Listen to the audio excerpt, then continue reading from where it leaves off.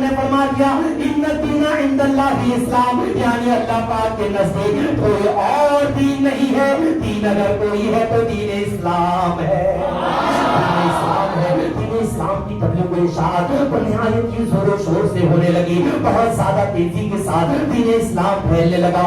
لوگوں نے پیارے آقا علیہ الصلوۃ والسلام پر بین لگانے کے واسطے حضور پاک علیہ السلام کے بارے میں پورے مکے میں اعلان کر دیا۔ کیا اعلان کیا؟ مکے میں اعلان ہو گیا کہ کوئی بھی حضور کے پاس جانا نہیں، کوئی بھی محمد کے پاس جانا نہیں، کوئی بھی محمد کے ساتھ گفتگو کرنا نہیں، کوئی بھی محمد کی بات سننا نہیں، کوئی بھی محمد کے قریب جانا نہیں۔ اس لیے کہ ابو جہل نے کہا میں نے اس کو دیکھا، وہ محمد کو دیکھنے میں ایسا حسین ہے، ایسا جمیل ہے، ایسا خوبصورت ہے کہ کوئی بھی بندہ اگر ان کو ایک بار دیکھ لے ہمیشہ ہمیشہ کے لیے محمد کا ہو کر رہ جائے گا۔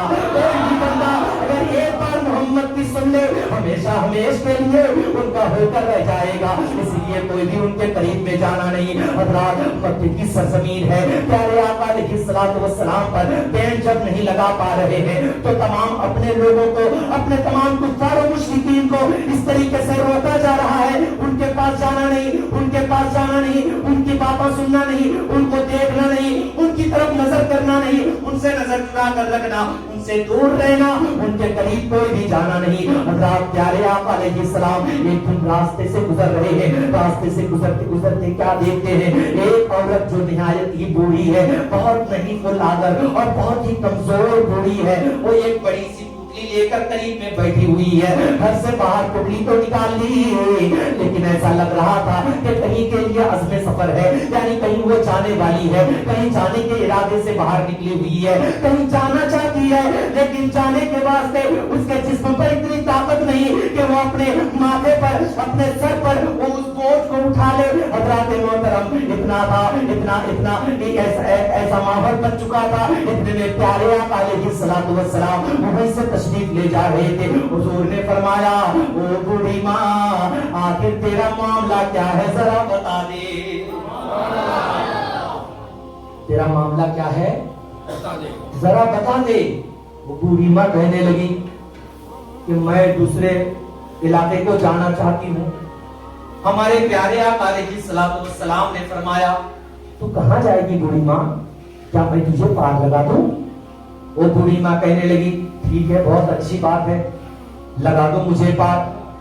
پیارے آقا علیہ الصلوۃ والسلام نے وہ بوجھ کو اٹھا لیا، پٹلی کو اٹھا لیا اپنے سر مبارک پر اور اٹھا کر اس کو پار لگا رہے ہیں۔ پورے راستے بھر وہ بوڑھی کہتی جا رہی ہے اے نوجوان تو نہایت ہی خوبصورت ہے، تو نہایت ہی اچھا ہے، تو بہت با اخلاق ہے، بہت با کردار ہے۔ اے نوجوان سن لے مکہ میں کوئی نبی ہونے کا دعویٰ کر رہا ہے، مکہ میں کوئی نوجوان آیا ہے جو رسول ہونے کا دعویٰ کر رہا ہے، خبردار اس کے چکر میں آنا نہیں، اس کے پاس جانا نہیں، اس کے ساتھ بات چیت کرنا نہیں، ان کی طرف نگاہ ڈالنا نہیں۔ میں نے سنا ہے کہ وہ اتنا خوبصورت ہے، اگر کوئی ایک بار ان کو دیکھ لے ہمیشہ ہمیشہ کے لیے اس کا دیوانہ ہو جاتا ہے، اس کے ساتھ کبھی بات کرنا نہیں، اس کی باتوں میں جادو ہے۔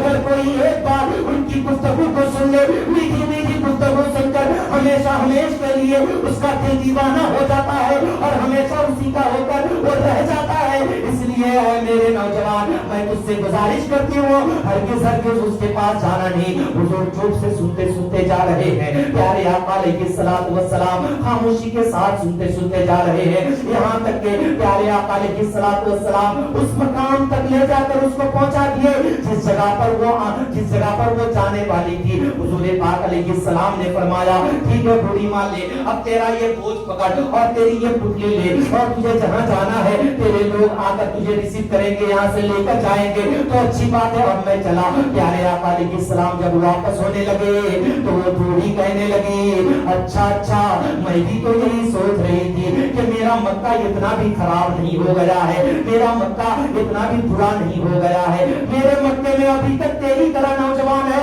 میرے مکے میں ابھی تک تیری طرح اچھا نوجوان ہے، پاکردار نوجوان ہے، بہت زیادہ اچھا حسین و جمیل اور اچھا اخلاق والا نوجوان ابھی بھی میرے مکے میں موجود ہے، میرا مکہ ابھی بھی پراگندہ نہیں ہوا ہے۔ میں تو وہی سوچ رہی تھی اچھا ٹھیک ہے بتا تیری اجرت کتنی ہے، تو نے مکے سے یہاں تک مجھ کو چھوڑ دیا ہے، یہاں تک میرے بوجھ کو ہلکا کر دیا ہے, میرے بوجھ کو یہاں تک پہنچا دیا ہے. اب بتا تیری قیمت کتنی ہے, اس کی مزدوری کیا ہے؟ پیارے آقا علیہ السلام نے فرمایا, اے میری بوڑھی ماں کان کھول کر سن لے, میں دنیا میں کسی کی مدد کر کے کوئی اجرت لینے کے واسطے نہیں آیا. میں تو دنیا میں مجبوروں کے, میں تو دنیا میں لاچاروں کے, میں تو دنیا میں بے مددگاروں کے لیے مددگار بن کر آیا ہوں. میں تو مدد کرنے کے واسطے آیا, میں تو بس فقط تیری مدد خدا کو راضی کرنے کے لیے کیا. وہ پوری کہنے لگی, اچھا اگر ایسی بات ہے تو پھر اگر کسی کو نبی ہونا تھا تو اگر ہوتا تو میں تجھے مان لیتی. پیار سے بول دو سبحان اللہ.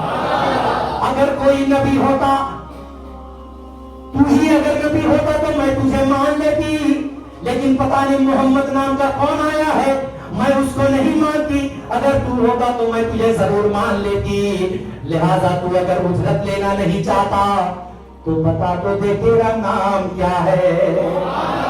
اور پیار سے بولو نا سبحان اللہ, اور محبتوں کے ساتھ کہہ دو یا رسول اللہ, اور محبتوں کے ساتھ کہہ دو یا حبیب اللہ. وہ بوڑھی کہنے لگی تیرا نام کیا ہے؟ ہمارے پیارے آقا علیہ السلام نے فرمایا, نام سے تیرا کام کیا ہے, نام سے تیرا کام کیا ہے. بوڑھی ماں کہنے لگی, ایسا ہوتا نہیں, تجھے نام بتانا پڑتا تو اجرت بھی نہیں لیتا, اور بغیر نام لیے تو, بغیر نام بتائے تو جا نہیں سکتا. بول کو بوڑھی ماں نے حضور پاک علیہ السلام کے قدموں کو زور سے پکڑ لیا. یہ وہ قدم ناز ہے, کوئی اگر ایک بار پکڑ لیتا ہے پھر حضور اس کو کبھی چھوڑتے نہیں ہے. حضور کا دامن وہ دامن ہے کہ کوئی اگر ایک بار پکڑ لے محبتوں کے ساتھ پھر حضور اس کو کبھی نہیں چھوڑتے.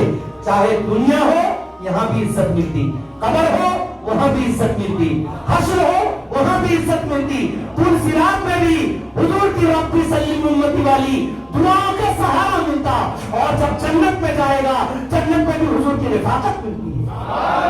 بس شرط کیا ہے, حضور کا دامن محبتوں کے ساتھ ایک بار تھامو. ایسے ہے میرے سرکار.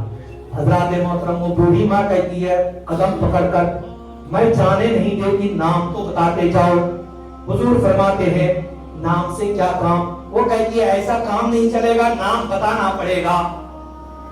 تب میرے پیارے آقا علیہ السلام نے فرمایا, میں اپنا نام بتا کر تیری تکلیف کو بڑھانا نہیں چاہتا. میں اگر نام بتا دوں تو تیری تکلیف میں اور اضافہ ہو جائے.